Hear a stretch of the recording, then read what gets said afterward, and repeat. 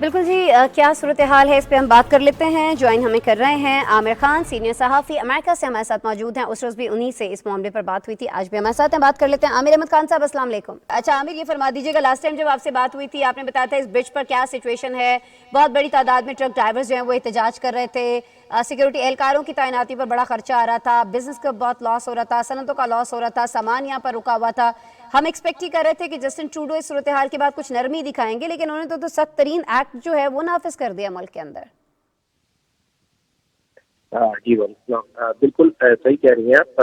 صورتحال کچھ ایسی ہے کہ ایمرجنسی تو نافذ کی گئی ہے، مگر ابھی وہ جو فوج کے بلانے کے اقدامات ہیں وہ نہیں لیے گئے. ان کو کہنا ہے کہ ابھی ہم اس بحث پہ نہیں جائیں گے کہ فوج کو سویلین میٹرز کے لیے ہم طلب کریں، مگر یہ ہے کہ یہ ایمرجنسی کا جو ایکٹ ہے ان کو ایک ہفتے میں پارلیمنٹ سے منظور بھی کروانا ہے. اگر یہ منظور ہوگی تو پھر اس کا نفاذ ہوگا، اور اس میں جیسا کہ آپ نے بتایا بھی ہے کہ بڑی سخت شرائط ہے کہ جی انشورنس جو ہے وہ ٹرک ڈرائیورز کی جو گاڑیوں میں انشورنس ہے وہ کینسل ہو سکتی ہے، اکاؤنٹ ان بند کے ہو جائے گا. بینک اکاؤنٹ کو فریز کیا جا سکتا ہے.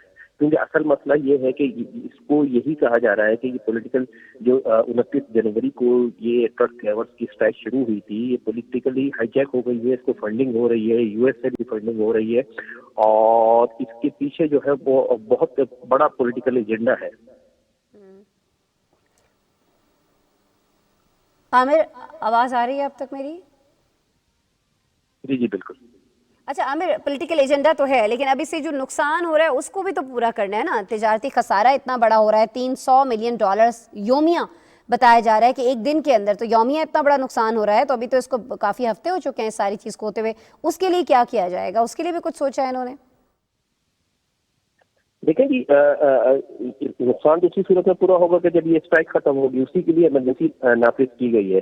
مگر مسئلہ یہ ہے کہ جو کینیڈا کا لا ہے کہ آپ کسی سول احتجاج کے لیے ایمرجنسی کا نفاذ کرنے کو جسٹیفائی کرنا پڑے گا آپ کو، اس کے خلاف ایمرجنسی نافذ کرنے کے لیے. یہ تھرڈ ورلڈ کنٹری تو ہے نہیں کہ آپ نے اپنی مرضی سے جب چاہے ایمرجنسی نافذ کر لیں اور ایکشن لے لیں.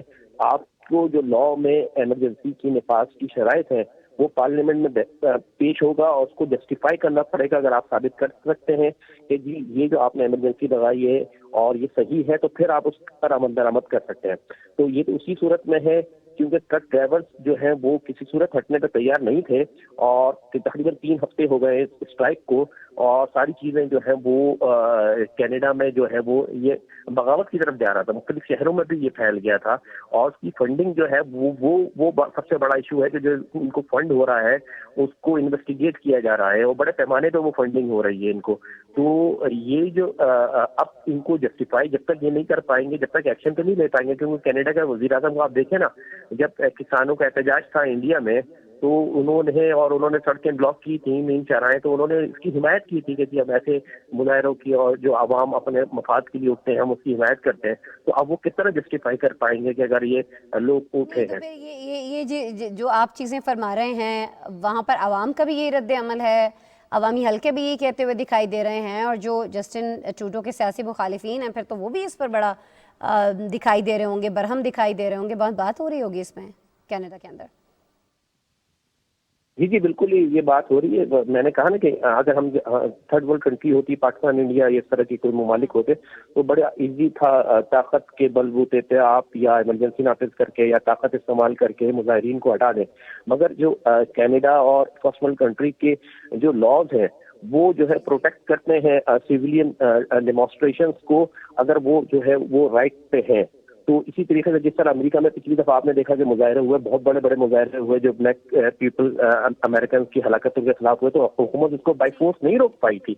تو یہاں یہی مسئلہ ہوتا ہے کہ آئین جو ہے وہ پروٹیکٹ کر رہا ہوتا ہے سیویلینز کو کے رائٹس کو. تو اب یہ ایمرجنسی نافذ کی گئی ہے. اب دیکھتے ہیں وہ جسٹیفائی کرتے ہیں ایک ہفتے کے اندر پارلیمنٹ میں جا کے، اور یہ بتاتے ہیں کہ جی اس کی جو جسٹیفیکیشن ہے اور پارلیمنٹ کو مطمئن کر پاتے ہیں تو پھر وہ اس سے نفاذ ہوگا. اور اگر یہ صحیح طریقے سے نافذ ہو گئی اور پارلیمنٹ کو جو، تو ظاہر سی بات ہے یہ پھر اس میں چیزیں اتنی سخت ہیں کہ اکاؤنٹس منجمد کرنے ہیں اور لائسنس کینسل کرنا ہے، آپ اجتماع کو منتشر کر سکتے ہیں، آپ لوگوں کو ہٹا سکتے ہیں، بائی فورس ہٹا سکتے ہیں. تو پھر تو ہے کہ کچھ طریقہ ایسا ہوگا کہ یہ چیزیں کھل جائیں. اور اگر یہ نہیں کر پائے پارلیمنٹ میں جسٹیفائی، تو یہ معاملہ مزید گمبھیر ہو جائے گا. ٹھیک ہے جی، پارلیمنٹ نے فیصلہ کرنا ہے، لیکن دونوں صورتوں میں گمبھیر ہوتا ہوا دکھائی دے رہا ہے نا عامر. کہہ دیا جاتا ہے کہ کر لیں، تب بھی آپ سچویشن بتا رہے ہیں کیا ہو سکتی ہے، اور اگر نہیں کیا جاتا ہے تب بھی آپ نے ایکسپلین کیا کہ کیا ہو سکتا ہے کینیڈا کے اندر. بہرحال بہت شکریہ عامر احمد خان صاحب، آپ ہمارے ساتھ موجود تھے. لائن چونکہ آپ کی بار بار ڈراپ ہو رہی تھی، اس لیے زیادہ بات آپ سے نہیں ہو پائی ہے. بہرحال بہت شکریہ.